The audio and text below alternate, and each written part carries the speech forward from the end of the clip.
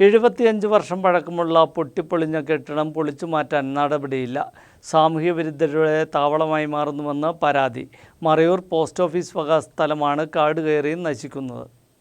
Marayur post office വക സ്ഥലമാണ് കാട് കയറി നശിച്ചു കിടക്കുന്നത്. 75 വർഷം പഴക്കമുള്ള കെട്ടിടത്തിന്റെ അവശിഷ്ടങ്ങൾ നീക്കി സ്ഥലം വൃത്തിയാക്കണമെന്ന നാട്ടുകാരുടെ ആവശ്യത്തിന് വർഷങ്ങളുടെ പഴക്കമുണ്ട്. ഇതുമൂലം ഇവിടം സാമൂഹ്യ വിരുദ്ധരുടെ താവളമായി മാറിയിരിക്കുകയാണെന്ന് നാട്ടുകാർ പറയുന്നു.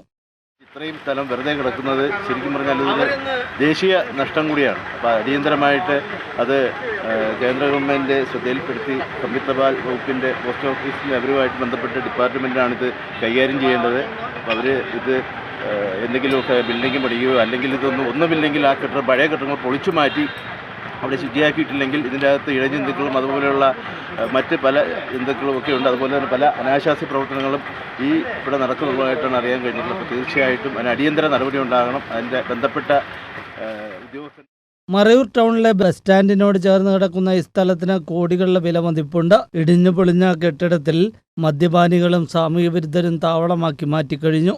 കെട്ടിടം പൂർണ്ണമായും പൊളിച്ചു നീക്കി മറ്റ് സർക്കാർ വകുപ്പുകൾക്ക് കൈമാറുകയോ മറയൂർ ടൗണിന്റെ വികസനത്തിന് ഉപയോഗിക്കുകയോ ചെയ്യണമെന്ന ആവശ്യമാണ് ഇപ്പോൾ ഉയരുന്നത്. കഴിഞ്ഞ ദിവസം മറയൂർ പഞ്ചായത്തിലെ ശുചീകരണ പ്രവർത്തനത്തിനൊപ്പം ഈ പരിസരം ശുചീകരിച്ചെങ്കിലും വീണ്ടും ഇവിടെ സാമൂഹ്യ വിരുദ്ധരുടെ താവളമായി മാറുമെന്ന കാര്യത്തിൽ നാട്ടുകാർക്ക് സംശയമില്ല.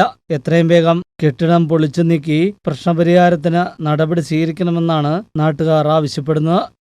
News bureau, Marayur.